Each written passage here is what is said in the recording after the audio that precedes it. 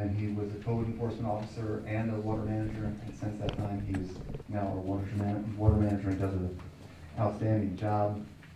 Let me check my notes here. Bob is a certified and licensed New York State grade C water operator, and before that, Bob spent 30 years with Verizon down in New York City working in operations. Next to him is Judith Enck. Judith has quite a resume here. I'll start from earlier, but Judith started as a deputy secretary for environment for the governor's office here in New York State, policy advisor for the New York State Attorney General, the senior environmental associate for the New York State Interest Research Group, NIBRG, the executive director for the Environmental Advocates of New York, and also Judith was appointed by President Obama as the regional administrator for the Environmental Protection Agency, and now she is a senior fellow at Bennington College. So thank you and of course she's a Rensselaer County and a Poestenkill resident. We thank her very much for being here. Next to her is Michelle Baker of the New York Water Project. She's also the lead plaintiff in Baker versus St. Gobain, Honeywell, 3M, and DuPont. And now I'll try to scoot out of the way here. Next to Michelle is Gary Ginsberg, who is the director of the New York State Department of Health, Center for Environmental Health since 2018. He's a toxicologist with faculty appointments at UAlbany as well as the Yale School of Public Health. And last but not least is Shane Mahar, who is the chief of staff with, I said Shane, I'm sorry. You know, it's a friend, Sean Mahar, sorry. We know as Shane Mahar, that's why I said that. He's the chief of staff at the Department of Environmental Conservation for the past 3 years. Before that, he was an assistant commissioner of public affairs, and before that, he was with the Audubon Society. So I'm going to pass this over to Bob. We will go down the line, and then after that, we will do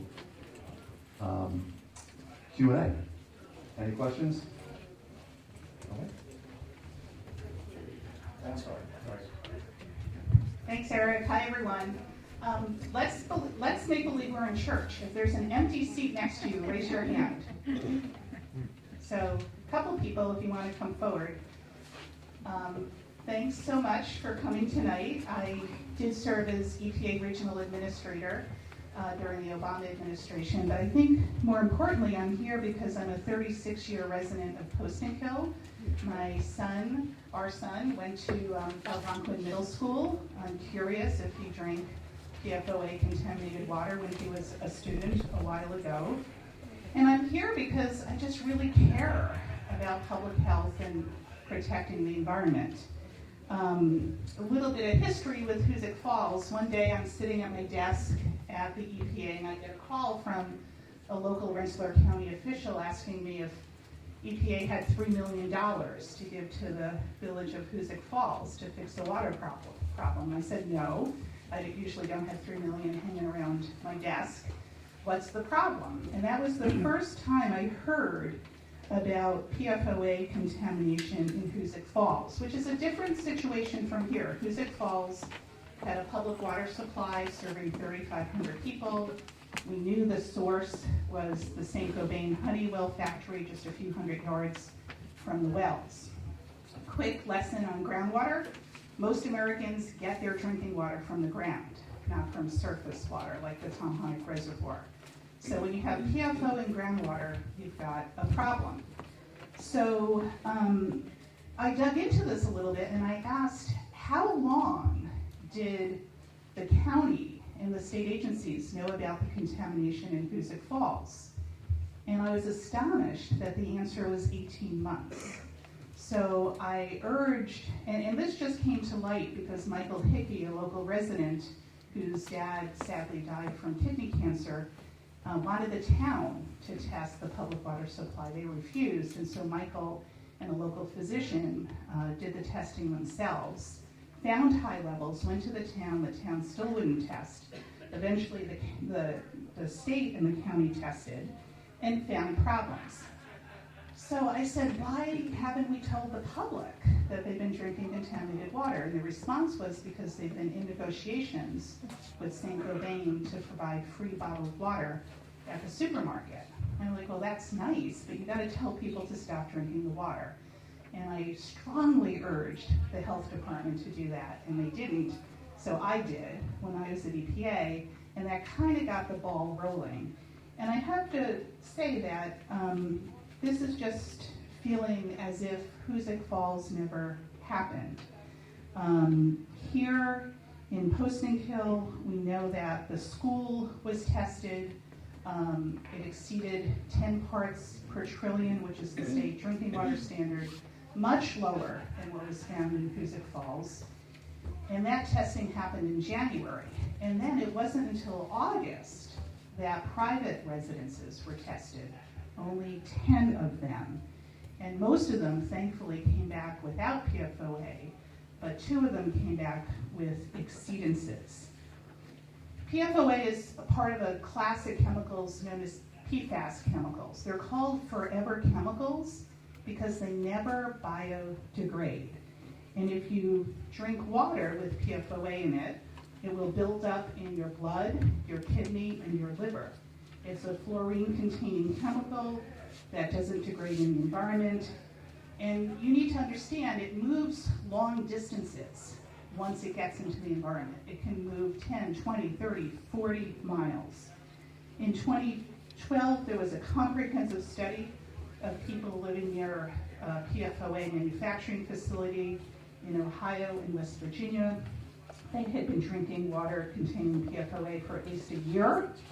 And this comprehensive study found that by drinking PFOA contaminated water, there's a probable link to 6 diseases: kidney cancer, testicular cancer, ulcerative colitis, thyroid disease, pregnancy-induced hypertension, and high cholesterol.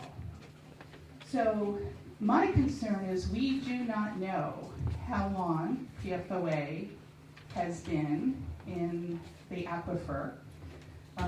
I commend the school for immediately turning off the tap once they learned about this in January.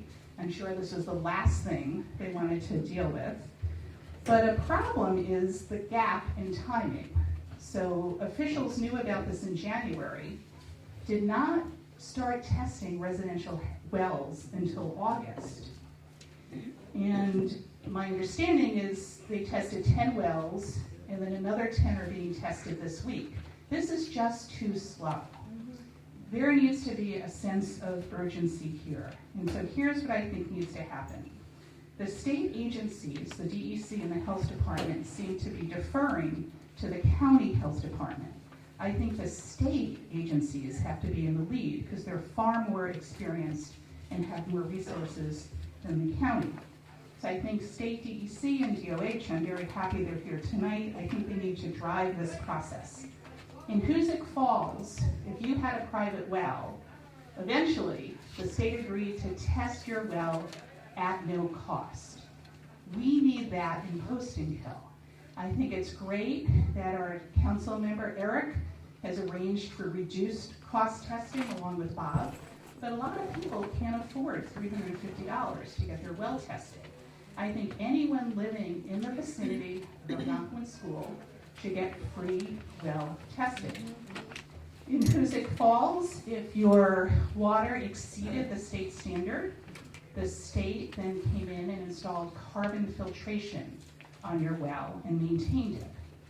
We need the same arrangement in Poestenkill. So the little bit of good news, if I can say it's good, is if you have excess PFOA in your drinking water, you can install a carbon filtration system that will restore the quality of your water. The situation at the school is important because we don't want young people drinking PFOA. Bob will go into some more detail on the school. The other piece of good news is Poestenkill has public water, which is clean. It's from the Town, so there's the ability to be connected there. I think the agencies need to share more information with the public.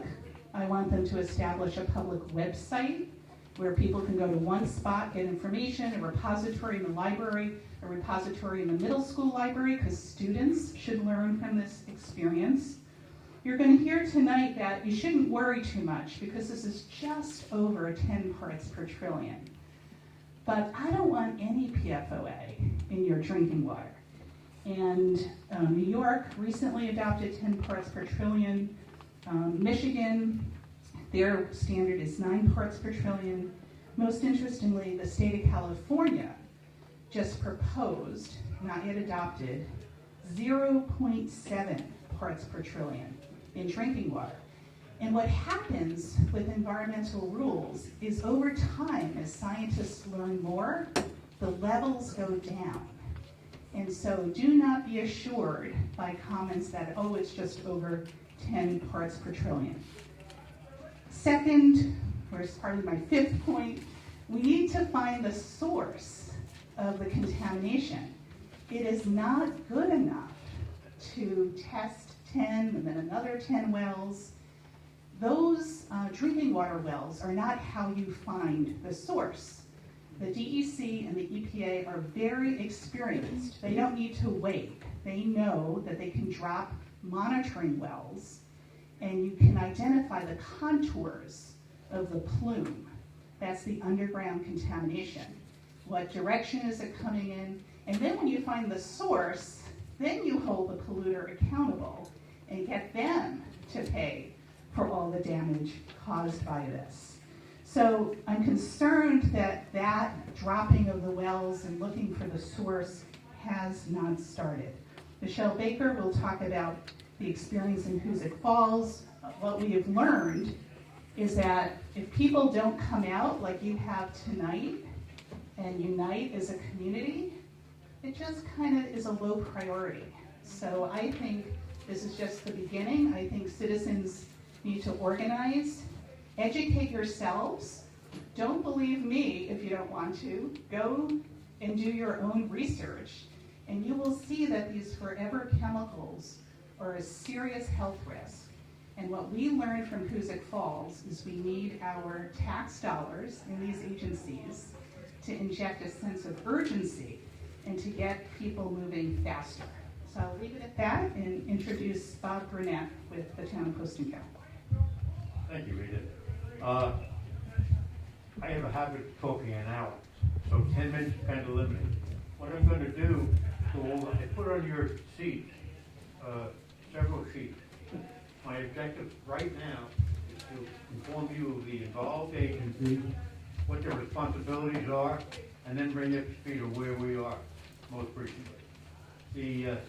On that chart, you can see you've got the Prince William County Department of Health, the Capital Region Lab, obviously New York State Department of Health, and the New York State DEC and EPA who established the standards. Based upon the school failing the first test in January, Keith Hammond and the town board of Poestenkill said we have to have some interface to really get involved in this and keep the residents informed. At that point, they established the responsibility for a public health coordinator, and that's what I am at this point. Thank you. So that responsibility involves working with all of these agencies. The Department of Health, Richie Elder specifically, has done, I think, a great job. Not fast enough, we all wanted faster. But he's measured up, and he has done more, than, in my judgment, than any other particular department at this point. The Capital Region Lab, they did the original testing for the school. They lowered their cost per test from $500 to $350. Regardless of who pays for it, that's going to be a help. The DEC representatives are here. They were on the Zoom meeting the other evening. Basically, let me give you some numbers, and I'm going to rattle real fast. I welcome any questions you have at the end of the meeting. The EPA standard is 70 parts per trillion. Now, why am I going over this? I had a question today from somebody in an important position. and he said to me, he said, Bob, are we at a crisis stage? Well, you can judge that when I give you the relative numbers. My answer to him was, well, I don't know that it's a crisis stage, but it certainly is an important stage, and we've got to stay on top of it, and we've got to push the agencies to fulfill their responsibilities. And in that, you may want to put this in perspective. The EPA standard is 70 parts per trillion. New York State, at the end of last year, came up with one of the, at that time, the lowest standards in the nation at 10 parts. The school would not have had a problem prior to that. In the 10 parts, the school's test came in at 12 and 13. 10 and 12, no, I'm sorry, 12 and 13 for two of their wells. The lab, Brian Collins is the director. Brian went out and personally tested that school 2 weeks later to reinforce, was that a fluke, is it real? And they came back once again 12 and 13. So it's real. My position, and I think with Judith, the standard, we call it a maximum contamination level, is 10, and if we're 12, we've got to do something about it. And what that means is we've got to handle the situation on every well that's tested that fails, and secondly, we've got to push to find out what the cause of this is. That's not easy, but it's got to be done. The responsibility at the New York State Department of Health, the prime player is Justin Deming that I've been working with and Ricky has, and he's in charge of the Bureau of Environmental Exposure Investigation. So the situation we have is that Richie has been doing the testing. The ongoing responsibility is shared by certainly the county and the New York State Department of Health. The DEC's responsibility, the first 10 samples came back and 2 of them failed. One of them was at 12 parts per trillion, pretty much adjacent to the school, and the other was 24 parts per trillion, a little bit southeast. Based upon that and whatever other data Rich had, they selected 10 more homes going southeast of the Algonquin School and 2 other locations, one in Algonquin Beach Estates and another one right nearby on Route 66. Those letters went out. Richie called me at the end of the week. He had heard from 8. They've accepted. 2 others didn't respond. So we went out and interfaced face-to-face with 2 of those people that didn't. One of them, his house was for sale. Therefore, he didn't want to have the test. If the test came out bad, he would have had to declare that when he sells it. So that's his logic. And the other one, the woman just really didn't want any part of testing. The second sheet that I have is a sheet that I put together in our meeting at the town board. And it expresses some of your concerns. I'll try to answer very quickly a couple of the questions, and once again, come back with your questions at the end. The town website, that's also attached there. On the town website, I put 4 articles to keep our residents informed. The most recent on September 3rd. You've got a copy of it right there. I encourage you to go on the town website periodically. As soon as I have more information, I put it on there at Eric and Keith's direction to make sure that you have the latest information. If you look at that September 3rd data that you have right there, you're going to find it pretty much up to date even as of now. So look at the website.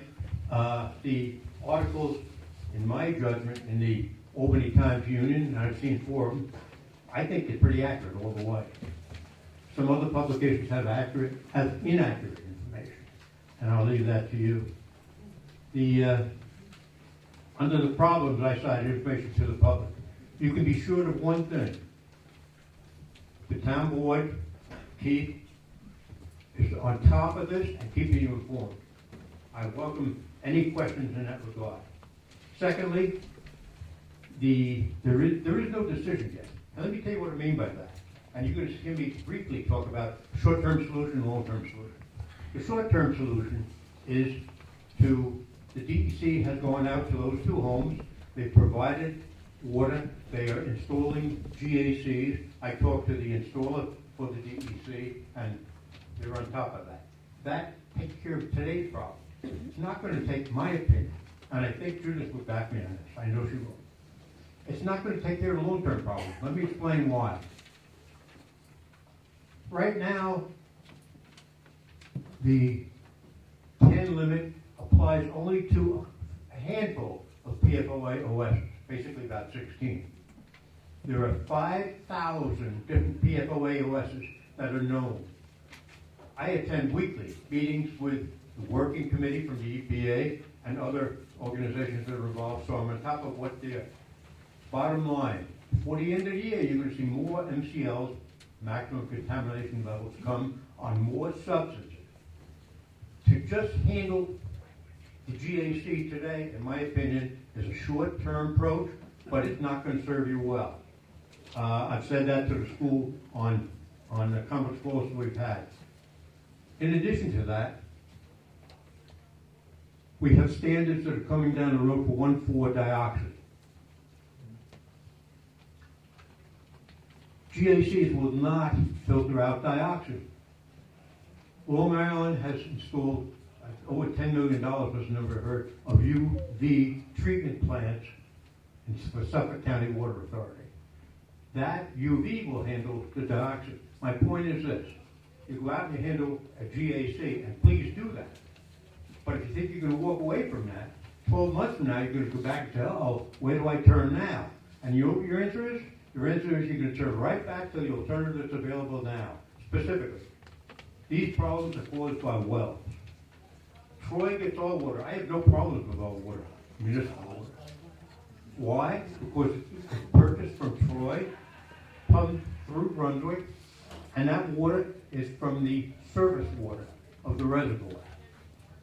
So my recommendation is go ahead with the GACs now on everyone. Get the testing as quickly as we can. If we have a problem, put the GACs on. But secondly,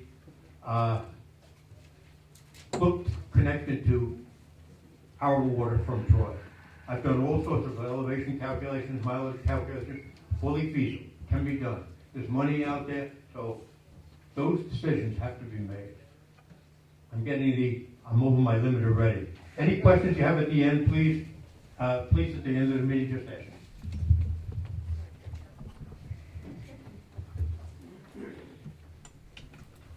Hi everyone, I'm Michelle Baker, and I live in Hoosick Falls, and Judith, along with everyone else,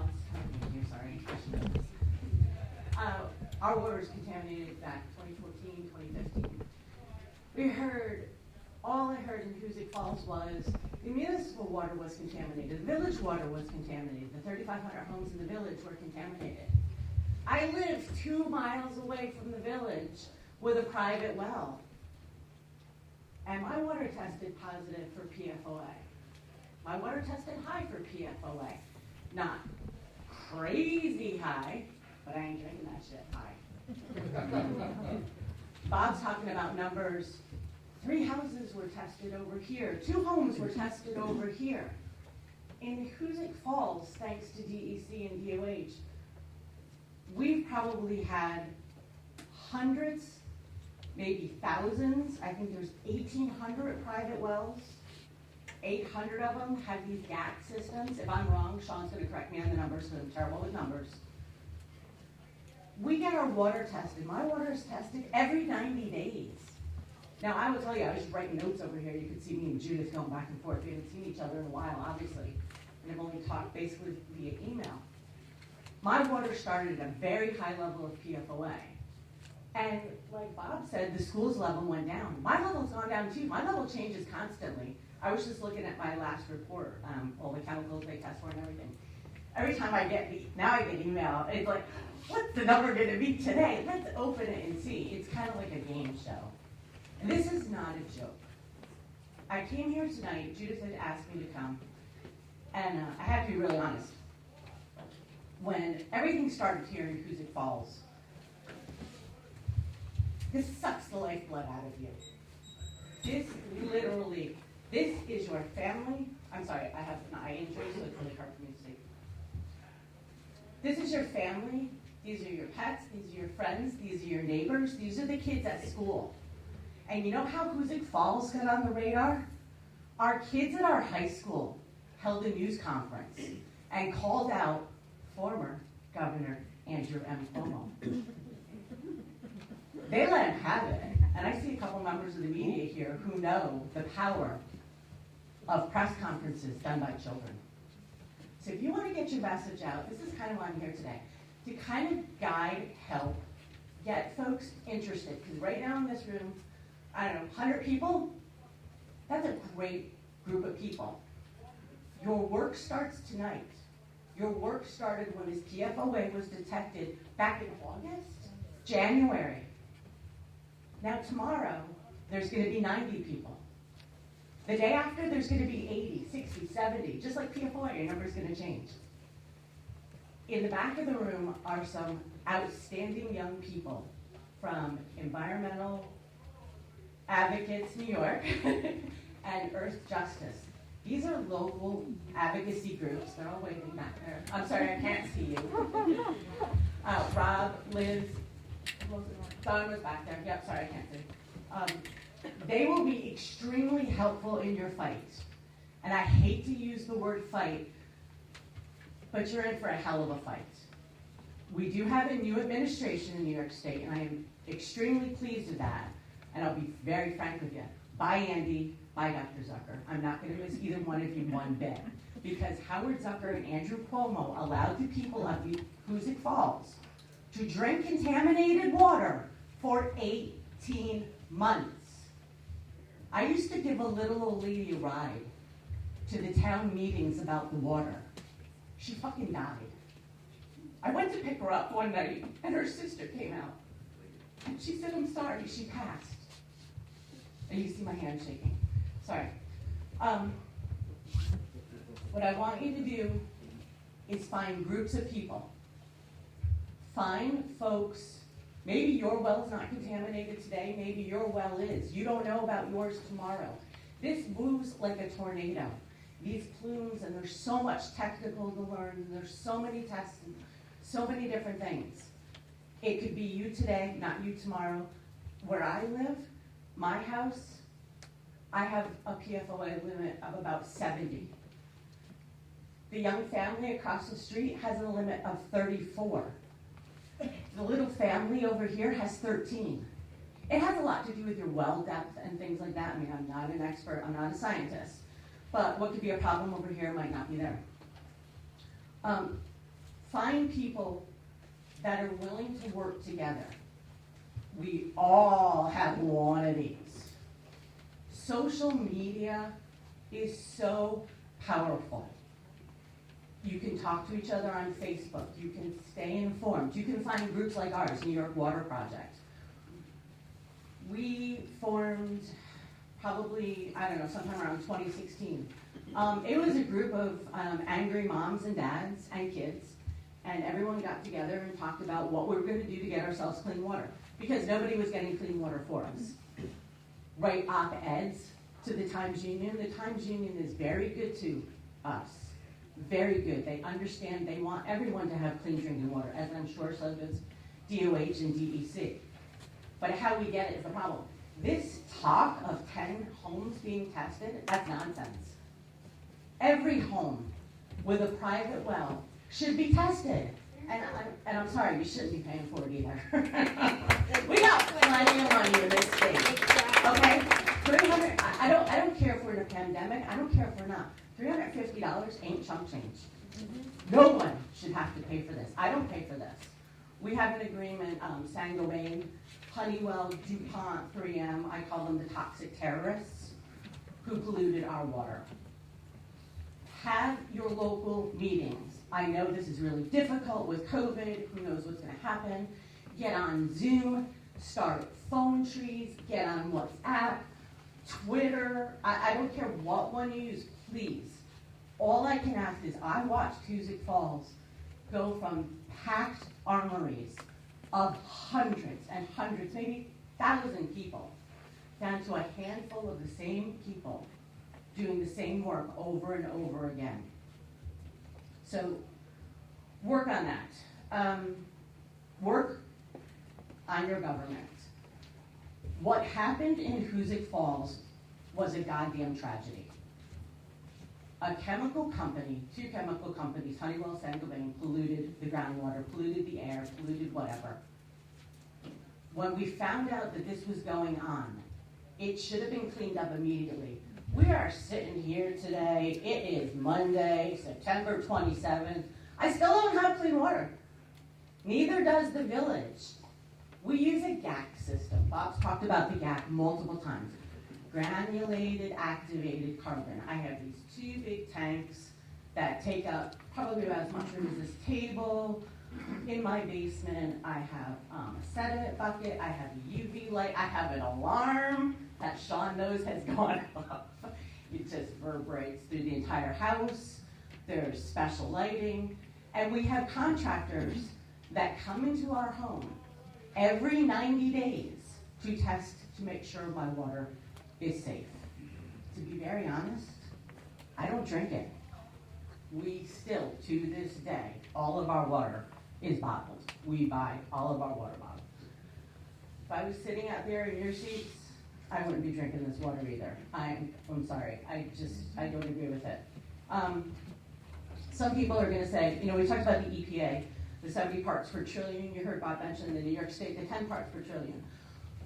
As I'd like to say, long story short, Hoosick Falls, we started back in 2015, 2016 with our local meetings. And then a bunch of us got some poster boards and we went to the state capitol. We went to Andrew Cuomo's house. We went up there. We took the kids, we took the grandmas, we took the moms, we took the dads, we took the dog in the car, whoever could go. We went up there and we made a shit ton of noise. And somebody said, get the governor, get the governor, get the governor. So we were allowed in, a select group of us, to the executive chamber to meet with former Governor Andrew Cuomo's former chief of staff, Jim Elatris, who was a wonderful man, I might add. He helped us. He listened to us. He talked to us. We wanted more. We still didn't have our clean water. After months and months and months, we pressured our state senators, we pressured our county executive, we pressured our governor, we pressured everyone we could. Because I deserve water, you deserve water, everyone deserves clean water here. We all knew about Flint. Flint was going on. Wake up, people! Flint, hello! We had the moms from Flint come to Hoosick Falls, and we all sat down and talked. Senator Gillibrand's office was involved in this. I received threats. I was threatened. One of my state senators said to me, you don't know Governor Cuomo, he's a bully. No shit. You know what I said? I don't fucking care. My kid drank that water. I'll show him what a bully is. We managed to get hearings from the New York State Senate of whether or not we should do something about the water. Long story short, out of those hearings came the Drinking Water Quality Council. A lot of bureaucrats, a lot of red tape, a lot of time, but that's how that 10 parts per trillion was established. We still think that 10 is too high. That number should be 0. California is absolutely right. New Jersey, I think, has 8, or Pennsylvania. Michigan, they have really low numbers. We've got 10. Yeah, not really happy with 10. So, don't give up and stay together, this group that is in this room. Thanks.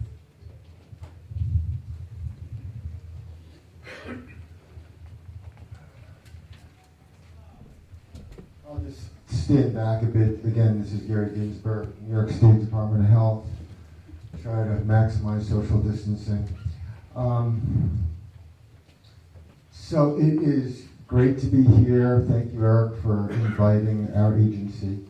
And great to see all of you here. It's fabulous to see a community that turns out on a drinking water issue, an environmental issue, something that our department is dedicated on trying to get the appropriate testing, the appropriate mitigation, I'll call it, but solutions in place to try to identify where there are problems in whether it's a private well, whether it's public supplies.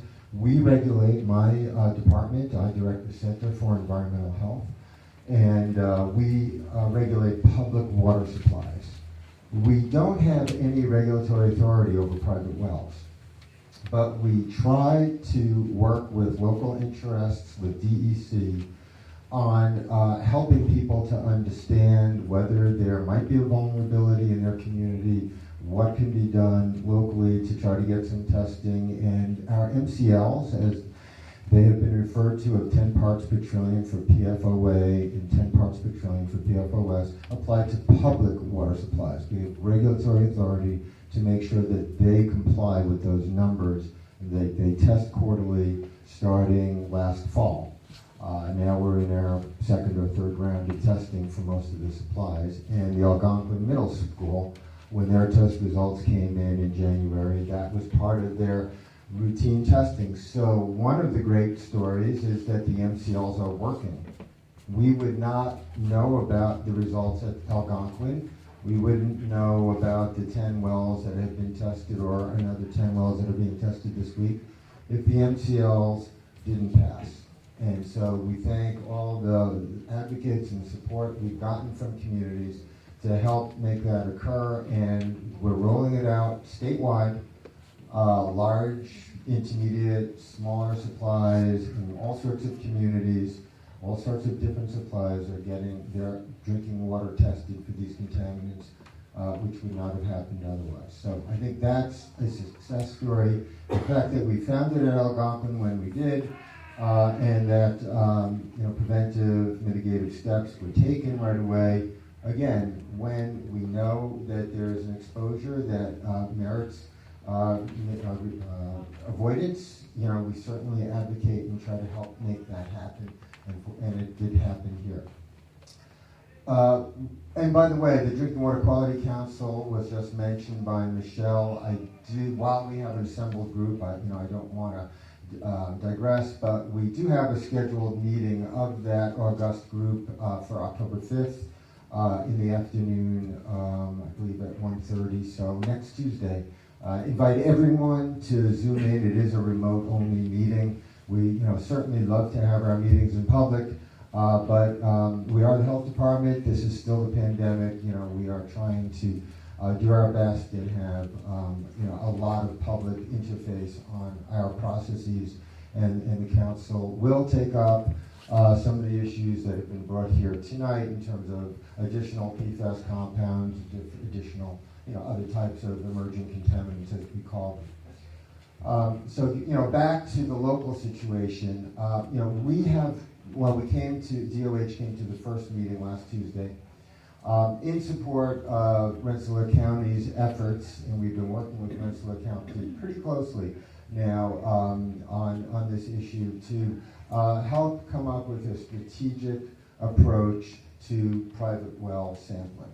So that means that when you have a detection of concern, you draw a radius around that, and if you know something about groundwater flow, you might decide that it's more important to test in this direction versus in that direction. I'm not a hydrogeologist, by the way, but you draw a circle around that, and then you test the closest neighbors to that detection to find out, is it very, very, very localized? Does it not get any further? And then if you're finding some elevations there, you use the data, use a rational, logical approach, maximize the resources to go further out and test additional wells, which is what we're doing this week, because out of those 10, 2 did come back with some indication of concentrations of PFOA, I guess it was. So we should recognize that you're not always going to find an industrial source. These compounds have been extremely widely used in everything from clothing to carpeting, fire training exercises, or a local fire may have put, and the foam that was used, the AFFF foam, may have put these compounds into the ground, and the groundwater doesn't stay put, it moves. And so it could end up, and we are finding trace levels, and I'll call, or low-level detections, in a wide variety of places for no apparent explanation other than there might have been a fire here, there might have been a fire training exercise there, laundering clothing, dry cleaners, a variety of uses of what are commonly considered chemical products, like floor wax, can release these things to the water table. So finding a detection of 10 or 12 or 15 parts per trillion doesn't mean that there is a particular source that is going to be easy to track down, mitigate, etc. But testing in this radius around a known source is important to do it rationally, logically, stepwise, so that we understand what the spatial relationships are. GAC, or granular activated carbon. I heard one of our panelists talk about that. The school is putting that on, and it does a really good job at this class of compounds. So if there are cousins of PFOA or PFOS, has been talked about a little bit, they will generally be taken out by GAC as well. We have lots of test data from around New York State on PFOA and PFOS detections. 90% of the time or more, they are the leading compounds. They are the ones that if we identify those, trace them, and treat for them, we are taking care of the rest of the problem. So I would like to say that from what we understand here, that applying GAC at a private well or in a public supply that so far has been tested should go a long, long way towards removing these compounds. And so, our role in general in private wells, again, is to try to help the county develop a rational, logical, efficient approach to testing wells or other public supplies. We have data for other public water supplies around Rensselaer County, and the county has those data, and we're not finding additional detections that are elevated. So that's the good news. The investigation needs to continue. We understand that we'll be getting more data by the middle of October, and we'll be back again when those results are available. Thank you. Folks, I'll take my mask off for a second. Hi, I'm Sean Mahar. I'm the Chief of Staff at DAC. I'll just keep this on here because we are still in the pandemic, and I want to make sure that we're exhibiting good behavior. So I imagine you can still hear me okay. I'm not going to talk too long because I know most of you have a lot of questions here. We want to get to that. You've heard a lot from Gary just now, and between DOH and the Department of Environmental Conservation, we work hand in hand on these issues, unfortunately, across the state. And I'd say I'm happy to be here tonight. I mean, I am personally because I enjoy talking to people, and I want you to get your questions answered, and I want you to know that your government is here working for you because that's what we do. I say I'm not happy to be here because we never want to find ourselves in these situations where we detect an environmental contaminant and have to take action, especially one that's found in a school and that's found in a water supply. So we take these issues very seriously. What I want you to leave tonight here with is confidence.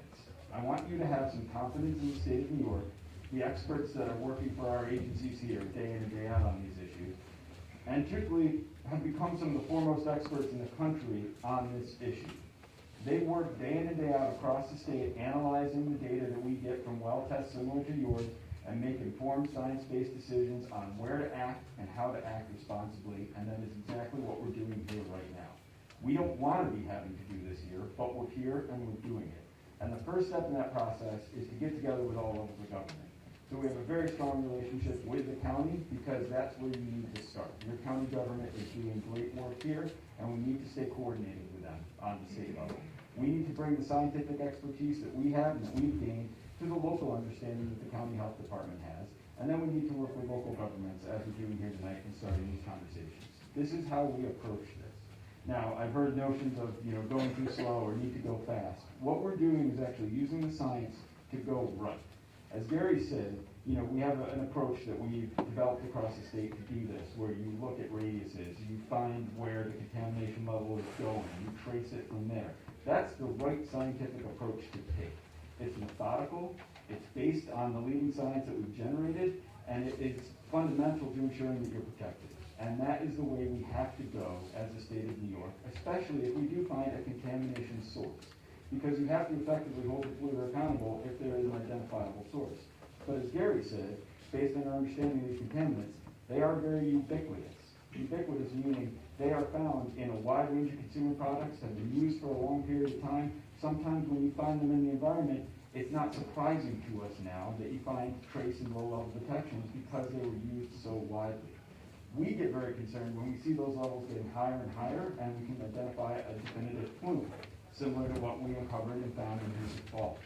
We're not seeing the same levels right now of contaminants that are causing us to believe that there may be a plume underground in Poestenkill right now. Do we need to take more data? Yes, that's exactly what we're doing. And we do that by starting at the source and working our way out of where we've had detections. And from there, we can identify the right scientific methodology to continue to track this down. And every step of the way, we are going to keep you informed. And I think to get informed, starting out with, if you didn't already, please go to the county website and watch the information from the presentation last week. I think that is a really great place to start and should give you some confidence again in what the county's doing and how we're working together. Because that's what we're going to continue to do. Our goal here is to keep these conversations going. And we have a very open door policy at DEC, and I know DOH as well, because we've had to unfortunately work in communities like yours on these issues. And we want to make sure you get the information that you need. Both our websites have a lot of that. Have a lot of information on filtration. You've heard a lot about granular activated carbon. That is the effective treatment that works to take these compounds out of drinking water. And we know it works. It's widely used in a number of areas in the state and a number of water supplies. And as we test more of these MCLs, we're using it more often. It's effective, it works, and it provides clean water. And that's the end of the day. What we want to do is make sure that we're taking these compounds out of drinking water and effectively treating them. And that's really where our fundamental science-based approach starts. It starts with you, and it starts with you to make sure that we have confidence that you are not at risk. And what we're doing now is working in your town to make sure that we're tracking this down in the right way, identifying other actions that we have to take, and we'll keep you informed every step of the way. So I'll leave it at that and open it up to questions now. Or Eric, if you want to say anything to start. Yeah, just a quick reminder, folks. One person at the mic at a time, one person maybe standing in the back. Mike, if you don't mind me putting you on the spot, how many folks do we have joining us on Zoom right now? Right now we have 50. 50, okay, great. It's 7:52 right now. We'll be out of here by 9 o'clock, so let's keep the questions and not statements, and have at it. And I just wanted to identify Justin Deming in the audience. He's also here to help answer questions from DOH. Go ahead. If you could say your name again. Can we just have one person standing up at a time? My name is Paul Plant. I'm a New York State licensed professional engineer. I'm further qualified as an associate level public health engineer. I've lived in Poestenkill for since 1949.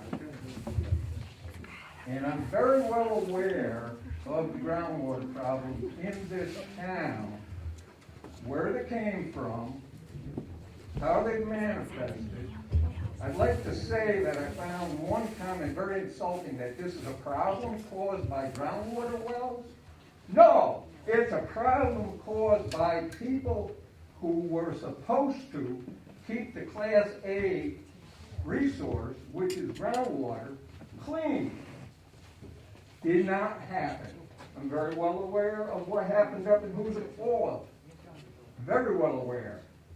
And people knew for a long time, way before 18 months, there was problems with this. Ms. Enck knows about groundwater problems in Poestenkill. Do you have a question?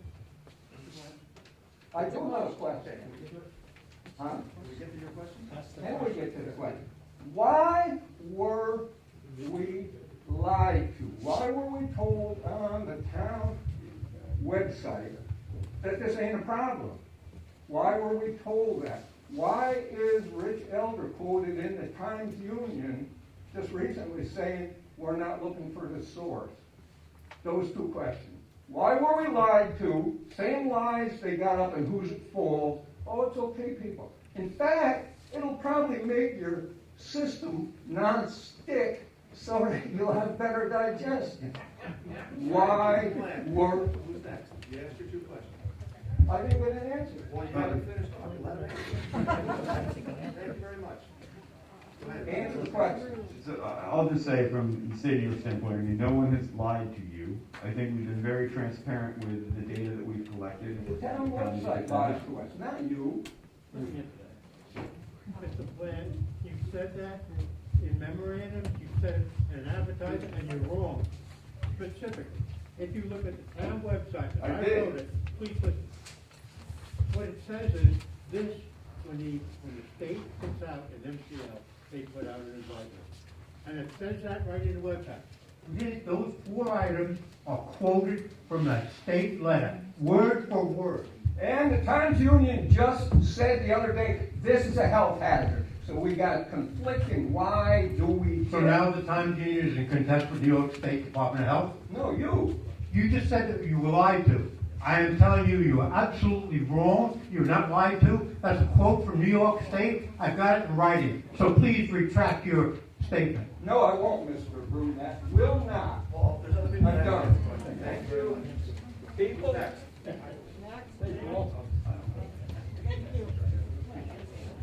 What a bunch of crap.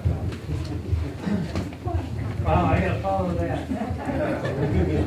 My name is Paula, and I live near Algonquin. My well was tested.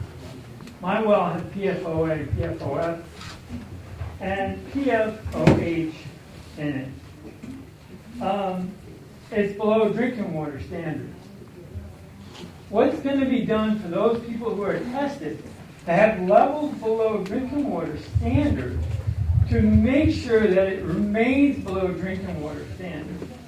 What's going to be done with that? Am I going to have people come to the house every 3 months, every 90 days, once a quarter to double check that my wells remain safe to drink, quote unquote safe? That's my first question. And I would appreciate if we can get an honest answer if people are going to come around and just check our backside. You know, then the next thing is, what are we doing to mitigate the problem? If this, I used to do environmental remediation work for petroleum contaminants, and when there was a spill, let's take Middleburg back in the late 80s, everybody mobilized until discover where it was. And we drilled groundwater wells throughout the town.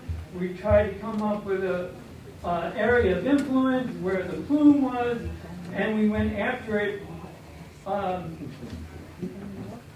aggressively. And this seems to be very blasé about things. Like, oh, it's just PFOA. It's not going to stink. It's tasteless. It's odorless. We don't know it's there. It is very dangerous because of that. It's not like petroleum. But because petroleum was nastier, it had action quicker. So I have 2 questions. The first one is, what are we doing for the people who are below drinking water standards but have it in their drinking water well to make sure that they continue to stay safe? And the second one is, what are we going to do to take an aggressive action about finding a source and getting after it? I understand what you said, but I also know living in here the potential sources are. And what are we getting after? So thank you for your time coming out tonight. And I'll take I can take this first too, and Gary can add anything I missed. But generally, I don't know your specific well, and I'll have to check with our folks, but typically if there is a detection on your well, you would be put on a regular routine monitoring schedule. Because we do want to see over time how are things changing, because that's going to potentially tell us groundwater flow and other information that's going to be very helpful to us. Our experts are already looking at that type of information, but again, the more data that we can have, that's going to be factored in. So, Sue Edwards is one of our key point people that's working here with her team out of DEC, and if you're not in contact with her, I can get you other DEC contacts to make sure that that part of your specific well is addressed with regard to how we'll be monitoring it over time. Your second question with regard to the plume, again, we don't have any evidence or indication that there is a widespread plume of contamination here. We're using the science that we're generating now through the sampling to figure out, is there some evidence that there is something here? What our folks are looking at now, when you take a bird's eye view of the detections that we have and the wells that we have, it's scattershot. There's not a pattern or anything that's saying to us right now, oh, look, there's got to be a source coming this way. And that's what we need more information for, and that's why we're tailoring the additional sampling that we're doing to get that information. But it seems to be taking a lost pace to get this done. And that's, as a homeowner, as someone with contaminants in our well, we don't want it to go slow. We need answers, we need action, we need help. Yep, and that's what we're here for, and that's why we're here tonight, and that's why we're going to continue to be here. And especially as we get more data and information, we're going to continue this conversation with you, and we want you to get those answers and to have that information. We're going to keep this conversation going. Paul, I want to address your second question without strangling anyone with this. Thank you. That would be bad. First, with the first question, no one has lied to anyone, okay? And I just want to say for the record, I have such high regard for Bob Brunet, who has been doing really important work for the town. He's been accessible, he's an engineer, he knows what he's talking about. And I do get frustrated with the DEC and the DOH. They know that. They're not lying. They're doing the best that they can. They're working through COVID. That said, what I'm so puzzled about is the agencies knew about this in January. And then 10 wells, residential wells, were tested in August and 10 today. That is way too slow. And the way you identify the contours of the plume is not from people's drinking water wells. You mentioned when there's a petroleum spill, you go out aggressively and you drop monitoring wells in a vast area to identify where the source is. I categorically reject that this is from doing laundry or waxing your floors. It's coming from somewhere. Now, it may not be super local because we know that PFOA and other PFAS chemicals moves in groundwater. But the DEC is the cleanup agency, not the health department, not the county health department. So just like when there's a petroleum spill, you go out aggressively. And I don't know why that's not happening here. You don't rely on the residential well testing to outline the parameters of the plume. That's not how it works at the EPA or the DEC. So that's something we need a commitment tonight, that there's going to be a more aggressive effort to find the pollution. You have our commitment tonight to continue our science-based approach. And that's what we're doing here, and that's what we're going to continue to do. We're going to do that by taking actual data and samples and letting the science be our guide. We're not going to go and punch holes all over the place right away because the science and data is not telling us we need to do that, because we wouldn't find a specific source, because we haven't done enough work to figure out where the cone of influence is of where these samples are occurring. We need to take some more information, and that's what we're doing by working with the county, and that's why we've designed what the county spoke about last week, and we're going to continue on that path. Now, Judith likes to say that, there's all this daylight. Now, we have to assess this information. We have to look at the area that we have data from. So our first data point is the school. And the only reason we have that is because New York has put in place these strong maximum contaminant levels that require the school to test. So now we have that data point. From there, you need to look out. What are your potential sources? Who has private wells? Who else might be impacted here? Where else do you have to look? What is the hydrogeologic aspect of the area here? How does that come into play? What are your potential industrial sources that may have used this stuff in the past? Screen all that out. That's what our experts did between January and now to design the first initial look that we did by focusing on the drinking water wells around the school. Because we had to identify who was potentially on private wells that may be contaminated if there is something broader happening under the school. That's what we did. And we had to do a lot of homework first to do that in the right way. And this is what we explained last week, and we're going to continue to explain as we get more data and information that's really guiding our efforts on the ground. And that's where you start. And that's our commitment to you. This is what we're doing, and we're doing it in the right way. And I keep saying that, and I keep pivoting back because I work for this amazing agency that has, again, these expert people that work day in and day out on these issues. And we challenge them, and we press them, and we make sure that they're doing the right scientific approach on the right timeline and time scale, because that's their obligation to you. And I know that that is what we're doing, and that is what we're going to continue to do. But I'll save the soapbox here and get back to some more questions. My name is Evan Eisenhammer, and first off, I do appreciate what's being done. Everybody complains about paying taxes, but it's one of the things we get when we pay our taxes. We should be getting, I should say. Now, Judith, I'd like to thank you, and you and I have had some off-the-record discussions about plumes and so on. I guess I have a bit of a rhetorical question, and I appreciate you're trying to put your agency in the best light. I get that, but my personal feeling is we could be dealing with, and this is not a rhetorical question.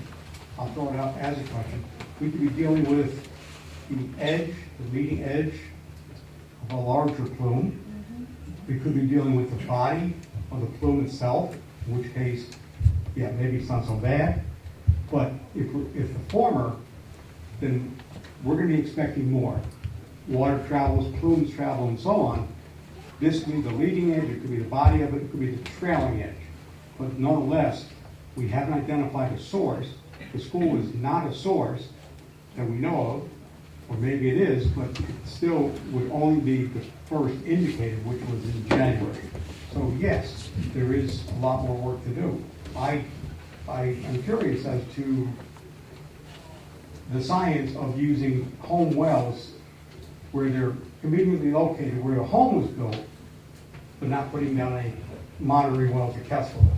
So if we think the school is a source, which I have no supporting, science behind, we have landfills that we had in the town, and it was more of a town dump because it was basically garbage and pretty much anything else dumped in a gravel bank, in a former gravel bank. So it leaked. The town paid for years. The town paid for water for homes in that area near that dump. All right, there's a landfill over here in Hudson Valley. There was another one off of Campbell Avenue. Back in the good old days, they basically just dumped stuff where there was a hole in the ground. They filled it in and they capped it. So what's in those things? I mean, we all hear from time to time about people just burning off wire, burning up the installations and they get to the wire. Are those chemicals in those plastics that line the wires, are those chemicals the ones we're looking for? So where could this have happened? It could have been in someone's backyard. But the point is the randomness of home wells doesn't suit the purpose of very well to identify the plume. It's just somebody saying, well, we've already got a hole in the ground, let's just test that water. It's inadequate, and the fact of the matter is if you apply the same logic that we talked about tonight, you know it's inadequate because you don't have a source that you're trying to identify. You don't know where this started. You haven't surrounded the suspected site like in Hoosick Falls. You had a pretty good idea. You had a couple of chemical plants that were working in this. The old Dodge Industries was Teflon manufacturers. So what I'm saying is there you had a probable source. We don't have a probable source here. Now we're just taking shots in the dark. We have a bad well over here. We have a bad well over here. But we haven't gotten to the real serious research that needs to be done, COVID or not. COVID is certainly a catch-all excuse, but the fact of the matter is sending out teams, drops and test wells is not a giant risk. I just think what I'm saying is I appreciate what you're trying to do. My personal feeling is we've been looking at this in January. The same things that were done in Hoosick Falls, speed of the movement, let people be exposed to these chemicals. And Judith indicated 6 of the probables. And I personally know one person that has at least 3 of them. So, am I concerned? Yes, I'm concerned. My property abuts the middle school, and it's separated by water. This stuff doesn't travel in water at all, right? So, I'm concerned, and I think some of my neighbors are concerned. So, I appreciate everyone here tonight. My personal feeling is tomorrow morning, send the trucks out, start drilling the wells, and start going to more homes, not 10, wait a month, 10 more, wait a month. That's a budgetary decision, not a common sense decision. So, thank you. We start with private wells because this is a drinking water contaminant. So if your exposure route is through drinking water, we want to start looking at drinking water wells first because we want to see if there's an exposure risk that has to be mitigated. That's why we start around an area that has a detection and branch our way out of there. We started with the first 10 wells that were in proximity to the school to find out what level of information we can find, and if we have found a problem, and unfortunately we did, we acted. We put them on bottled water and we advanced filtration. Now that we've got some data and information, we're expanding out from there, but our fundamental approach is protecting public health, and that's why we start with drinking water wells. And as we get that data and information, that informs where we may look further for investigation work on the ground for a source. And that's what we're doing next. But first, we've got to protect public health, and that's why we're focusing on the drinking water wells first. Hi, my name is Suzanne Sennett. I too have one in the middle school, and there's a lot of wetlands, et cetera. And you've used this generic reference to we're following the science, which is a term we've heard horribly over the last year. And so, but I guess what I would like to see is what's the actual methodology that drives a sense that 10 haphazard, 10 wells and another 10 is an adequate sample. To be honest with you, if an elementary school science teacher in this room, I think that they suggest that 10 data points is not a very significant sample for either determining if something is actually an issue and clearly not determining, the parameters or the perimeter of the area that you're looking at. So if you have a methodology that says this is the science, this is why we choose 10, then I think that's when this should also be made public. It will be evaluated by other scientists who might suggest that 10 is a pretty awful sample for any scientific study. Sure, and I would say that as we continue to get more data and information and have more conversations like this with the community, we want to have our experts there to talk you through this. Part of what we have to be careful of, I just want to explain this to you so you know. Part of what we have to be careful of is we're dealing with private homes. We're dealing with people's private wells. When you present that data and information, we have to be very careful to protect the individual. So I can't come in and put up a map right now that has everyone's tax parcel on it with red X's on everyone who has a drinking water contamination issue in their well, because that's not what the private homeowners sign up for when we ask to enter their home and take these data sets. So we have to present this data in a way that doesn't put a stigma on a certain property, and that's why we're very careful with how we present this. And we need to get more of that information to provide a better presentation to you. But our experts are open, and I would say Sue Edwards is a great place to start, and I can put you in touch with her, and she can walk you through that methodology that we built with the Department of Health on tracking down these issues. And again, unfortunately, we've built a very strong record on this in New York because we had to. And we've developed the right scientific methodology that we're bringing to here, and I'll let our experts explain it because they can do it more specifically and credibly, and that's what I want you to I'd have. love you to share that.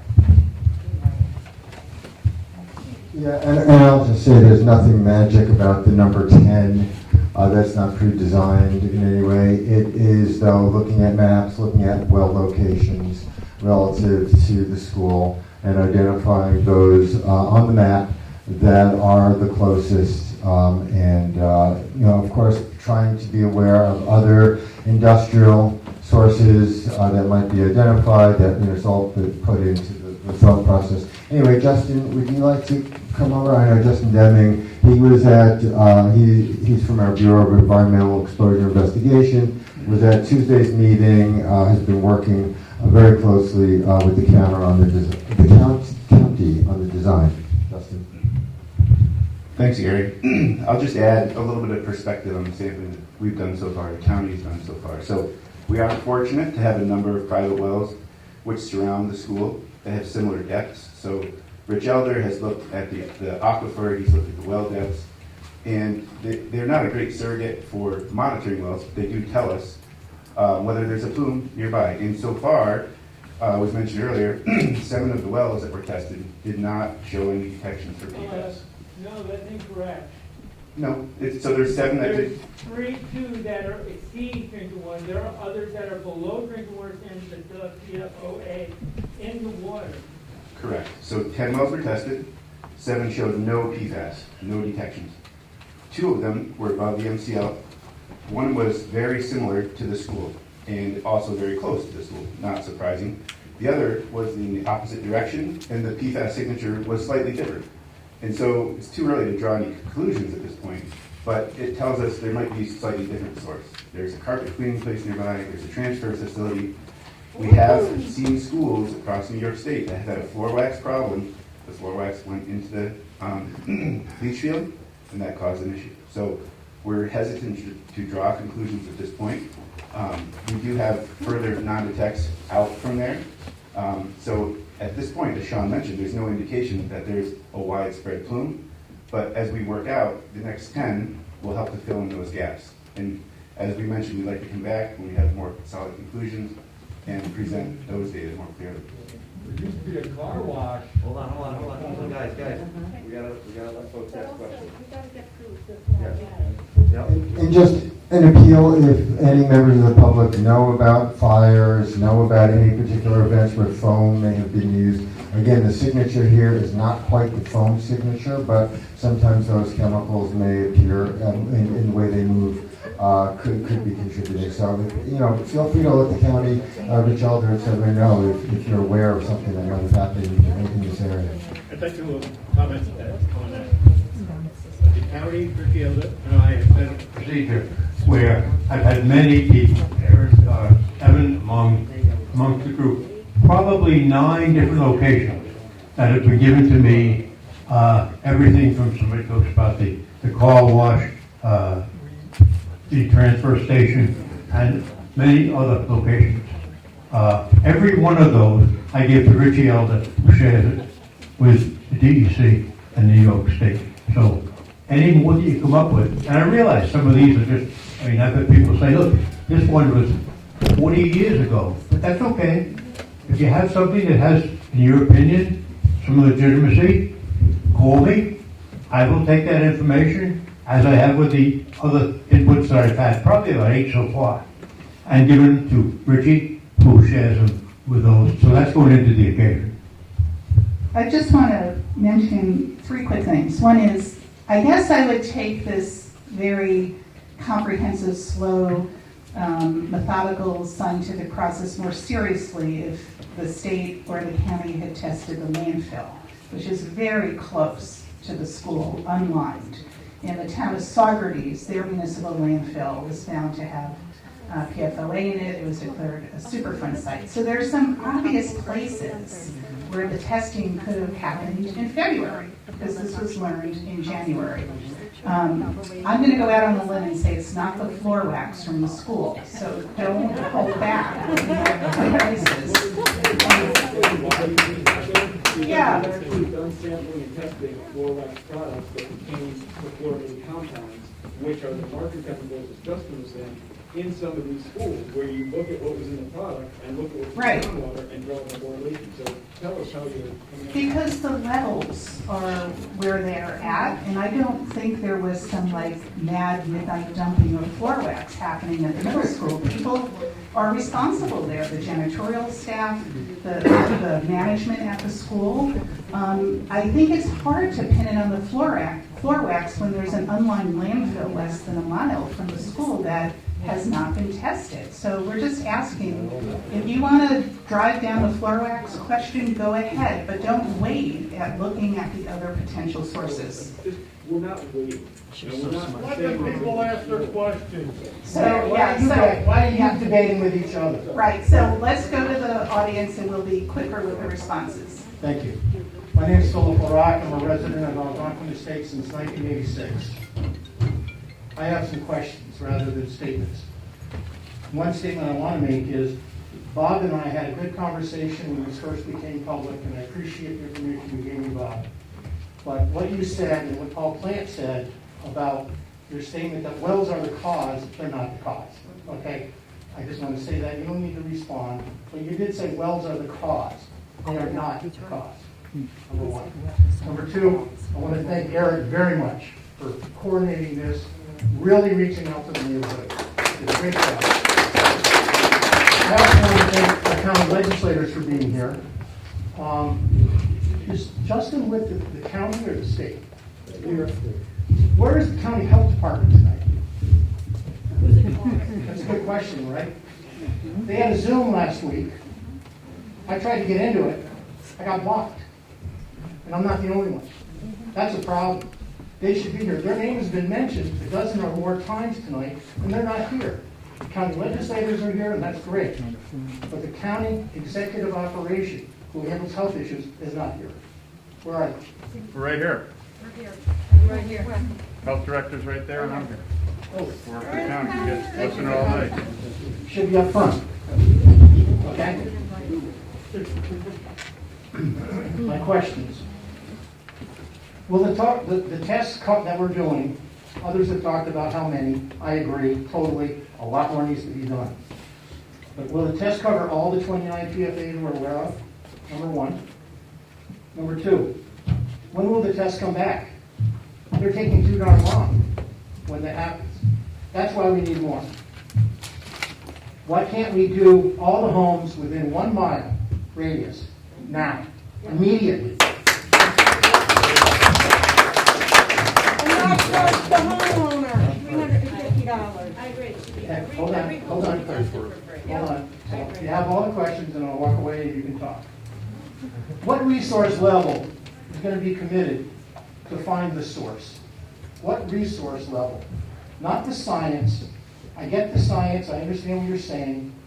And the landfill issue, by the way, in 1986, in terms of new information, maybe, we built our house in 86 knowing we had well water. We're on Algonquin Road in Algonquin Estates.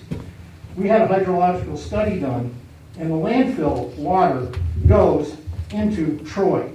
That's where it flows, not in the direction of the school, by the way. So I have those hydrological studies done in 1986 that says the water from that landfill went towards Wineskill and Troy, not towards the middle school. Okay, in 1986. Those are my questions. Thank you for your time. So the first one is 29 PFAS chemicals be tested.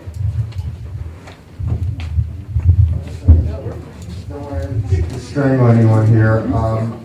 The routine testing these days gets, in method 533 gets 25 or so compounds. I believe that's what is being used. Yeah. So, Justin, do you know which method exactly? So in this case, the school used 537.1, which was 18 compounds. So the county. Can't hear them. Yeah, so this one will detect 18 of the PFAS compounds using certified test methods to make sure that they're done right and according to protocols. And the other question is, can all the homes within 1 mile be tested immediately?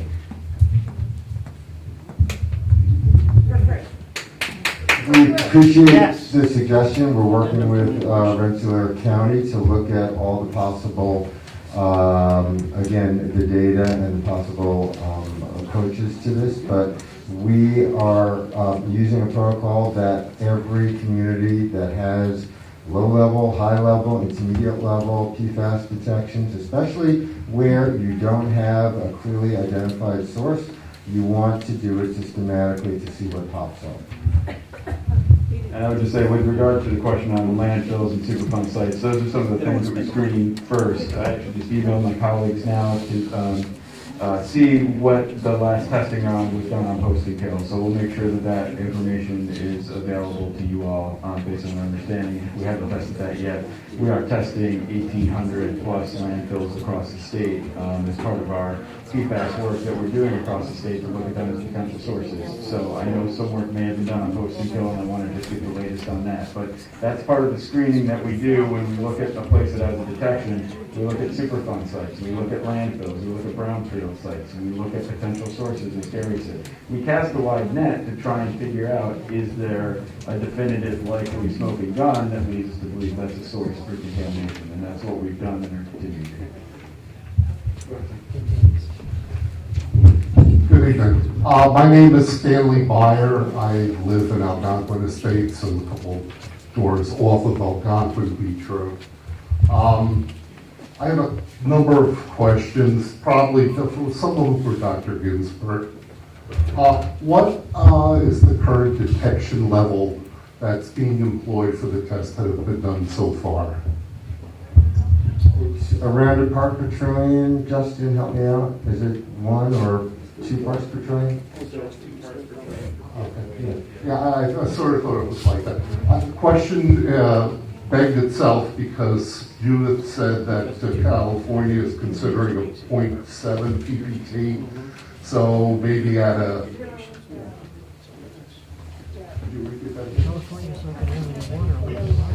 Okay, so somewhere along the line, if they're proposing such a level, there has to be some systematic, readily available test that can look at levels lower. If I can just interrupt. So California sets public health goals before they set a cleanup actionable standard, and I believe the number we're talking about is a goal. Okay. And so that's not necessarily always achievable or detectable, but that is, their goal for every carcinogen is 0. Their MCLG is 0 for carcinogens. And full disclosure, 37 years as an environmental research scientist at DEC. I worked countless hours with the people at the Center for Environmental Health, and I have full faith that you've got all the resources you need to make good decisions. It seems to me that what Mr. Eisenhandler and one other person said, yeah, you don't use private wells as your test points, etc., but use it as a survey. And everybody out here is on private wells. I think the idea of,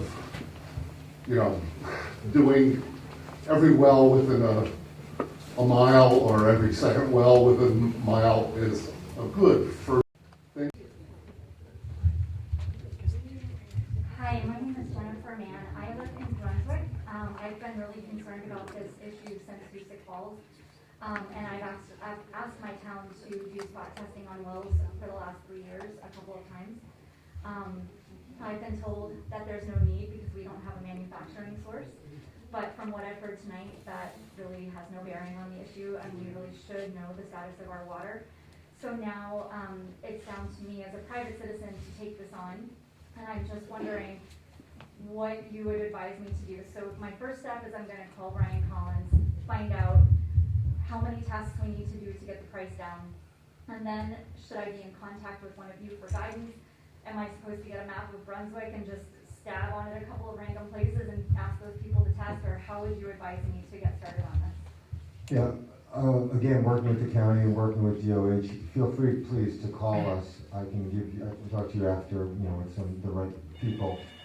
But again, the first step, I'll just wait for that to go away. So the first step, again, that we have regulatory oversight of is the public supplies. And I'm sure, I shouldn't say I'm sure, but I'm guessing that there's a public supplier too in your town.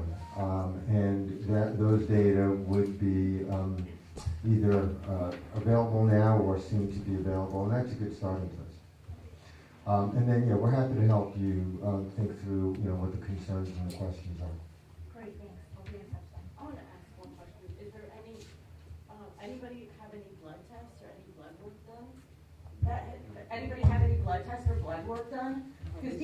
came into Hoosick Falls, we had 2 rounds, I think it was, 2 rounds. We've had our blood tested. So that's a great way to find out if there's PFOA in your water. It's in your blood.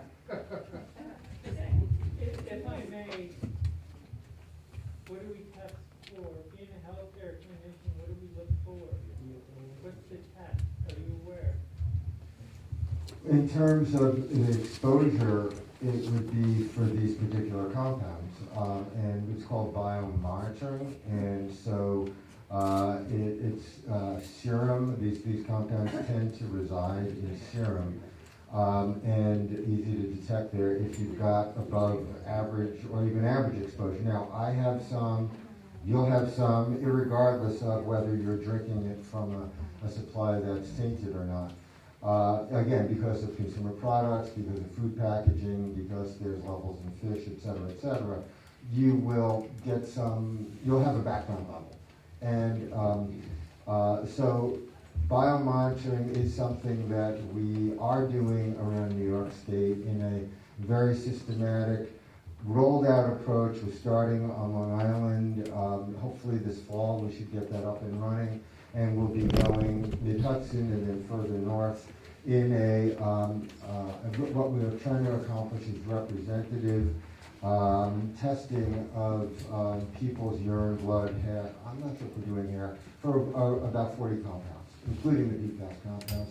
We're not taking volunteers exactly because we want it to be randomized, statistically relevant, but we'll know a lot more about New York State's background exposure to emerging contaminants over the course of the next couple of years. The question was, what do we test for? Like, what do I tell my doctor to look for? Like, is it a lipid study? Am I looking for TSA? Am I looking for my total thyroid hormone? Et cetera. What would the testing be? Right, so the other study that we're involved in is more of a health study, and that is of Hoosick Falls residents and residents of Newburgh, New York, and this is CDC funded. It's called the multi-site study. So the New York State 2 sites are part of a nationwide study, and some of the endpoints in that, so I encourage you to look at that website. I can share it with you, but you can see the endpoints there that are being evaluated for all these exposed communities. Understand that there's a lot of variability in TSH and T4 levels, and being able to pick out a specific effect in one person, that's for you and your clinician to understand your history and et cetera. We're doing it as part of this multi-site national study so that all the exposure information of the PFAS chemicals can combine with all the health effect endpoints and see what the pattern is and if there is a clear dose response, which we do expect to see that. I'd like to put some data on Petersburg, whatever first Petersburg, they had over 100 sites that tested over 100 sites that tested over 1,000 parts per trillion. In Petersburg, because of the testing science, if you want to use that word, they were able to get the Kodak Plastic to own up and foot the bills. The DEC in Petersburg has installed many, I don't know the number, of GACs. They are maintaining the GACs. Beyond that, under the DEC, they are performing periodic tests, blood tests on residents. Now, why am I saying this? One of the things I'm concerned about, that's why I went over an organization and who is responsible. I don't think we all want to go our own direction. In your case, why should you have to go to the doctor and get tested? If there's a problem, the DEC is responsible. Hold their feet to the fire. That's as bluntly as I can put it. If anybody from the DEC wants to correct me, stop me. In our lawsuit that we just settled with Stanley Meyer, we have $23.7 million that's been awarded to the residents of Hoosick Falls to participate in medical monitoring. So the polluters will pay to make sure, we get to go to the doctor every year. I think it's like 10 years. And, see, God forbid, who knows what happens. Hello, my name is Lorraine Cascown, and my question is to the gentleman who's following the science. You said from January to now, you did some things, but I didn't hear it. My hearing isn't as good as it was, and I just would like you to bullet point, not make a big deal about it. 1, 2, 3, 4, what have you done from January to now? Sure, I think working with DOH, just to give you numbers, again, so we got the detections in January, we had to do repeat sampling to confirmatory sampling on the school well.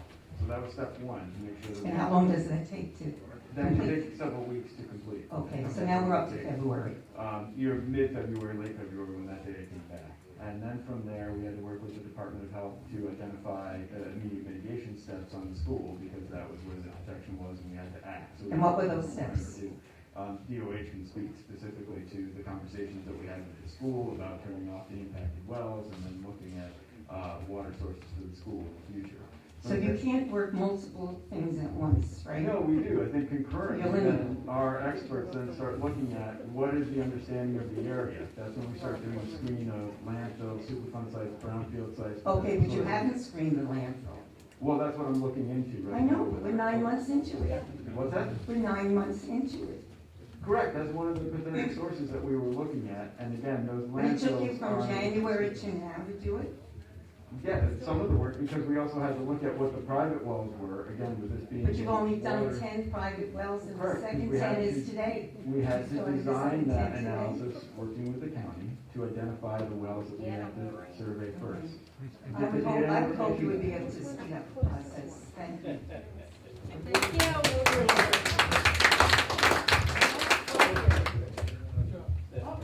I thought I was last but not least. But anyway, my name is Terry. I think a lot of people know me. My first and foremost, Bob Brunet, you're doing a great job, but unfortunately, no one's been behind you. So the town supervisor, who's pretty much absent from everything. We have county legislators who just now are stepping up. And the state, I don't know. You're just doing what protocol tells you. But it's unfortunate because there's people in our community, we don't know. My son has multiple myeloma. Was it a cause of, yes, I don't know, he went to middle school. Could be not.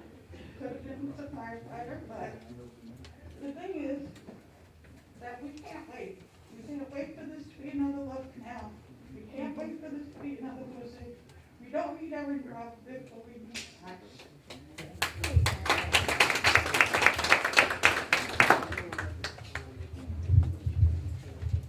Hi, my name's Mike Curtis, and I just need a couple of clarifications. When you said like the hot zone is at the Algonquin School, and you started spreading out, and you said most of the tests are from the southeast of the school, do you continue going further out, testing all around the sites, or are you just focusing on one area? Justin, do you want to speak to that, since you spoke so eloquently about that before? But generally, it's as you get data back, that informs where you go, but. Correct. So the initial sampling was 360 degrees around the school.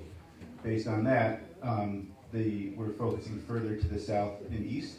The county's also heard, and we heard tonight from residents of the nearby development, so we've added a point in that direction and another point further to the west. So we do really have very good spatial coverage around the school. So you are going further and further out, not just in one direction? It's primarily into to the south and east at this point. So we have non-detects further to the west, and south and east, we still have some need for additional. But you're saying you're just going south and east? At this point, correct. Why aren't you going further and further out? In addition to the one which is further to the west, which is it Cherokee Estates? Algonquin Estates. So you start here and go out this way. You don't start here and go this way. And perfect example is. Maybe I didn't explain myself. So we did start, and we went 360 degrees out. Based on that, we had 7 non-detects, 3 of which had detections, and now in response to those detections, we're going further in the direction beyond the detections, essentially. But you should be still going further out. And a perfect example is Nassau Lake. GE had their dump there, and it was fine for years and years and years. Then all of a sudden, the metal drums started corroding and everything else, and everything leaked into Nassau Lake. Now that's a junk. I mean, you can't eat fish, can't do anything because the stuff that was dumped there. Now there's a landfill that is supposedly close to the school. Over the years, because 70s, 60s, 70s, 80s, nobody really cared. They dump things in the landfill. Are those drums getting eaten away? Is the chemicals leaching into the ground? The other thing is, have you guys seen the study on this year? We have huge amounts of flooding and stuff like that. Is water coming from someplace else and then absorbed into the ground and get into the wells? You have to look at multiple things. But everybody's saying here, you found this out in January. Everybody's saying 9 months later. You only did 10, and now you're only going to 10. Yes, I know there's a pandemic. Yes, I know things move along. But the only reason why maybe more testing is done is because they make paper. Shouldn't people be doing this? If you found it in Hoosick Falls, you should be going and checking into these things. I mean, the state, the people should not be paying to have their wells tested. There's money in the state. County, oh, county's great. We're paving all your roads this year. Look at all the money and what we're doing. Why don't you take that county money that you're going to pave the roads to help test the county? Test the areas. But no, it's election year. So we're going to pay. It's election year. This is now important because it's an election year. Why does things have to be important during an election year? Why can't they be important every day? It's not. This should have been done when you found in January, should have been tested, people should have been notified. And dragging your feet here, it's crazy. And now you're only looking out one area.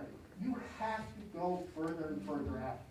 Yes, it's higher in this area, but you still have to go further out. When your data doesn't show anything further out in this area, fine, but you still have to go out further. You can't just look in one area, because that might not be your only source. We do really appreciate the feedback that we've got tonight. You know, the help looking for additional sources and to hear from the community that it's an important issue. By all means, we hear all of it. And we are using a scientific method to work out. We let the data decide where we go next. And we'll continue to have conversations with the community about the sampling going forward. Hoosick Falls had the same issue, and look at what they had to go through. And I mean, I'm not saying you guys are bad guys, but to a point, I think we're getting lip service here. And hopefully, oh, election's over, we'll disappear. We can't have this. And people shouldn't have to be paying out of their money to have their wells tested. Shouldn't have to be paying out of their pockets to get blood tests and everything else. That should be the responsibility of the state or the county. And then, once you find who the culprit is, go after them. But the majority of the time, what do? Oh, we're going to bargain for $20 million. Where they're a $500 million company. They pay on people's lives. And this is important to the people. We shouldn't be ignoring us, and we shouldn't have to be paying out of our pocket. It should be coming out of the state or the county's money. That's why we pay our taxes.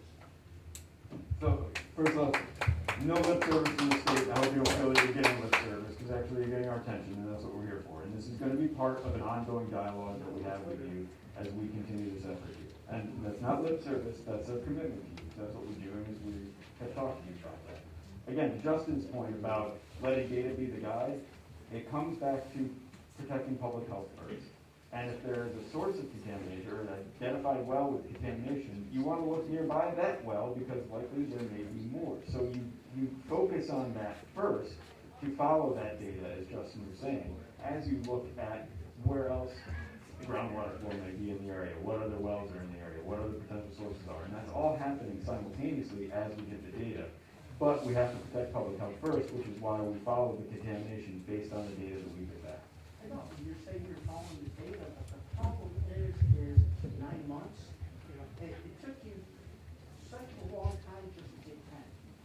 You're trying to tell me from January, you first found a problem, to now you're only do 10. And now this week you're only going to do 10 more. You shouldn't. There should have been them pays $50, $60. Not everybody's gonna agree to have their water tested because they're selling their house or something. So, okay, they're selling their house. You do ground tap off their property to see if this is better than that. I mean, you have to do different things. You can't just wait for 10 here, 10 there. It should have been at least a 50 people. No, you know, it was an every Sunday. I think as Justin said too. I mean, we're gonna take that back to the team because we have a lot of folks that are working on this. We're gonna take these feedback back. I know many of them are listening tonight. We're gonna keep adapting and evolving this process as we address this. But how long do we have to wait? What's that? How long do we have to wait for more information? It's drips and drabs. Well, as it comes in, we always like to present that to the community and let you know where we're going. So we're going to continue to do that. I think last week's county presentation was an important first step. And here tonight, this conversation is another step. And we're going to continue these dialogues with you because we want you to know what we're looking at, what we're seeing, and how we're managing that in your community. Just real quick, Greg and then the young lady after him, and then we're going to have Mike do a couple quick questions because there's a lot of questions on the Zoom, but these last two questions, and then we'll do a kind of a rapid fire round. We'll be done. Okay, folks? Okay, so we'll be quick. Greg Padlock, 28 Craigwood Court, Algonquin State. First, thank you to Eric for putting this together. This has been wonderful, and Judith for moderating. My question is this, and maybe you said it, but I want to be absolutely sure. Have the industrial businesses within a mile of the middle school been tested? Are they planning to be tested? Have they cooperated in the testing? I won't name them, obviously you probably know who they are. And then, so that's my first question. My second question is, will we have any assurance as far as how long this has been going on? Is that part of the science that we'll be looking at? Thank you.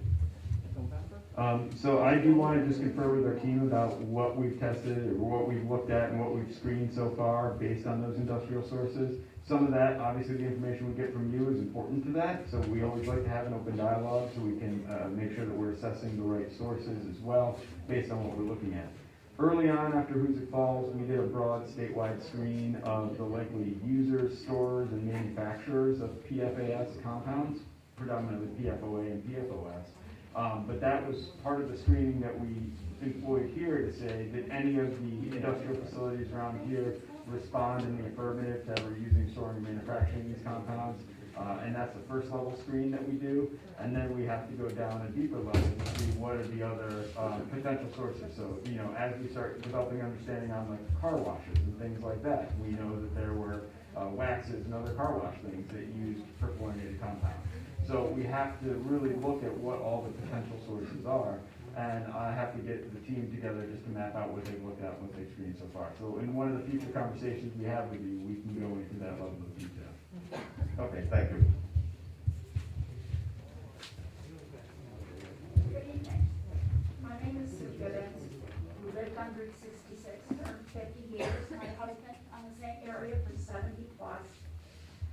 If this hadn't come out with the water testing in the Algonquin Middle School, how would this have been addressed? How would we have known? Why is it being swept under the table? Our children are there. Now let me finish.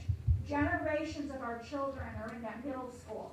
What I want to know from the health department or wherever, what kind of studies have we done on our children, on our former students from Algonquin? How many of these children are sick? How many have multiple myeloma? How many have had cancer? These are the studies I think that need to be addressed as well. You talk about testing wells in a 360 degree. So to me, that's a circle. Are you doing 360 degree all around the middle school? Are you just going 360 degrees to the left, to the right, to the north, to the east? How are you determining? One of the residents I own, it's one of the supposedly 12 that were being tested this week. What's going to happen? What are we going to be assured if this comes back positive? As Michelle brought up, what are we going to do to protect our health? What do we need? And I haven't seen anything. What do we need to take to our personal physicians and say, This is what we need to be tested for. Where is that located? Where is that on the site? Let me start with the first question about the past exposures at Algonquin Middle School. First, we don't know how long that may have occurred for, because you asked why are we finding out only now? Well, there hasn't been federal leadership on requiring testing of public water supplies. And the state had to take its own action and develop these MCLs. And rolling out MCLs, getting the regulations passed, Algonquin is a small supply, so they were third in line. First, we did the large public supplies, then the intermediate sized ones, 3,300 people and more, and then the small. Right, so Algonquin. Not what's down in Ellenville, not what's in Syracuse, Right. not what's in Virginia. One is right here in our neighborhood. As Michelle put it, if we don't advocate for ourselves, nobody's not, and if we don't advocate, you're not gonna advocate for us. So- And that's the direct, this is how I'm interpreting what I have gotten from Judy, who I think is very well spoken, and Michelle as well. And I think we're not getting what we need. Okay, well, we're here again to listen tonight and to try to answer the questions and take appropriate next steps. The next step that we're involved with in terms of understanding health effects is from communities that have had identified exposures that, in Hoosick Falls and Newburgh, that we are funded to do a large epidemiology study of. And from that, we'll know a lot more about everyone's risks from low level to intermediate level to higher level exposures, because we're going to have all those kinds of folks in one study using the same methods, looking at children, looking at at teenage years, looking at adults, looking at a wide variety of health endpoints. It's a very, very comprehensive study. That information will be applicable to anyone who knows that they were drinking 12 parts per trillion at the middle school. It's going to take a couple more years for that study design to come through. So if folks want to go to their physician because they're a parent worried about their child's exposure at the school, certainly you can go to your physician and you can have that conversation. But we don't know what to ask for. As we've talked about, ATSDR, the Agency for Toxic Substances and Disease Registry, has a medical practitioner's guide for how That doesn't help to the average screen. person. I'm not a super well-educated person. That's right. We're trying to steer you We towards need everyday language. for practitioners who are familiar with the issue. But we need to ask our practitioners, I want to know when I go to my doctor next week, what am I asking for?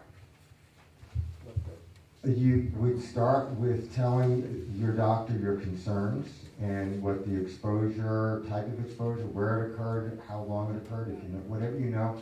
And it's up to your doctor to then identify what the potential health outcomes are and to work with you to screen for that. But that's between you and your physician. The health department's role is to identify exposures and to mitigate them. Okay, and then my next question is, I work with a lot of special needs population that I have a hard time understanding. They want to know, where do I go to buy my bottled water? Can I go to the dollar store and buy, where is a good source to go and buy safe bottled water? And these are simple questions that people without a lot of education want to know, where is the best place that I can go?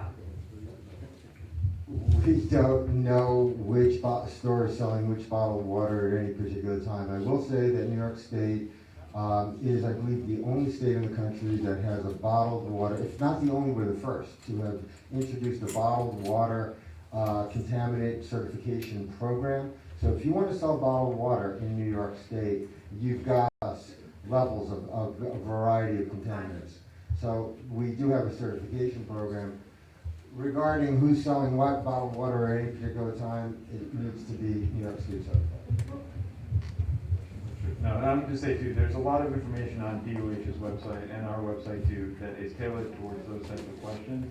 And if you can't, folks like Justin Deming and who works with his crew can help you address some of those and get pointed in the right direction. So, What about the people that don't have computers or access to computers? Sure, there are numbers for the Bureau that Justin works for that you can call and speak to people about this as well, and we can make sure Have some you of that ever information. tried calling the state?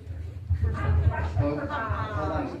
Can we, one last question? I have one question for Bob, and I'll let you all the questions, health questions. Can some of this information simply be put on the town website that's easily accessed for people without having to go and search through all of New York State? Absolutely. Specifically though, you all know my phone number in town. Just give me a call or drop me an email. Tell me specifically what you'd like addressed. I'll go through that as best I can and put it on the website. But more important, or equally important, I think, and perhaps Eric is going to get to this in a bit, I'm very appreciative that at least we've got the organizations here, the responsible organizations. That's why I went through that trouble with you. I think the question that has to be asked is, okay, are we going to meet again in 6 weeks, 7 weeks here with the same people, same agencies going to come? And I would hope the answer is yes, and I would hope those agencies will address the questions that you have posed to them tonight. This is only a state, I'm not going to spend a lot of time. Go ahead. We get our water on the same rock table, it runs from Nova Scotia to Rhode Island, same rock table. But there's different layers. So if you get a layer of shale, it sits there sometimes. You get a layer of ground, it'll percolate through. So how are you going to test this stuff? Last question. Who wants to answer that one? Go ahead. Well, yeah, I think Justin talked about some of the private well survey information that we do, and we look at the depths of the wells, and that factors into where we go from there based on the actual construction of the private wells that we're looking at. We have to look at the varying depths of the water table that different sources are drawing from, because sometimes a private well, your neighbor's private well may be 60 feet underground, your next door neighbor's may be 100 feet down, and they may be two separate pools of water that they're pulling from. So that all that information has to get factored in, and that's some of the stuff that we look at to determine exactly where groundwater flow is going, where these wells are drawing from, where the contamination may be found, and then we take a responsible action from there based on that information. Thank you, Sean. Folks, it's 9 o'clock. For the folks who are on Zoom, Mike is going to hang around for a minute and put my email address on there. Please feel free to send those questions to myself or Bob, and we will get those answered for you. I just wanted to thank Bob. I wanted to thank Judith and Michelle and Gary and Sean for taking time out of their busy schedules to meet with us tonight and answer some of the very important questions. I did want to note that Councilmember Harold Van Slyke was here as well. And last thing I want to say is please make sure we got an opportunity to get your information so that you signed up for tonight. And we will be having a meeting on Saturday, October 9th at 11 o'clock. And we will let you know where we'll be having that meeting, but we will be having a meeting on Saturday, the 9th at 11 o'clock to continue this conversation. Have I forgotten anything? Last words, anybody? Eric? Yes. Excuse me, I got a call from the county today for anybody that's here. I understand that the county is now testing wells on Ford Road. So that's where it's gonna be Ford Road, and our main concern is we're on Johnson Lane, we're within 1 mile. Right. Okay. Well, real quick. Question is, and this is for DEC, you're going around and you're sticking your head in the ground to check the water. I've got property on Ford Road. It brings me back to a TV commercial I watched 20 years ago where an Indian was standing on top of a hill with a Puritan's on it. And they were looking at all the pollution down below. You people have never went to any of the Indians that lived in this town all of their life and asked them where all the secrets are buried. And when you talk about up there in that area, you talk about a car wash, that's nothing compared to what went on up there 50 years ago. They had a racetrack up there, Harold Garstang dumped 1,000 gallons of oil in that racetrack every Saturday before the races. There's an artesian well right on the end of that piece of property. Water flows up all the time, goes right down towards Poestenkill. The town supervisor at the town said that that was the main source of the aquifer. Why don't you go over there and take a look at that creek? Why don't you talk to these people that know where the secrets are buried? It's better than sticking your head in the ground because there's more. You talk about PFOAs, we can go on with a whole bunch of stuff. That's what you need to talk to. Thank you. Thank you, Marty. Folks, this is the first meeting of probably many. We appreciate you coming out. And again, make sure we have your information so that we can keep you in contact and keep you updated with what's going on. Thank you for coming out tonight, and thank you to our panelists. Yes,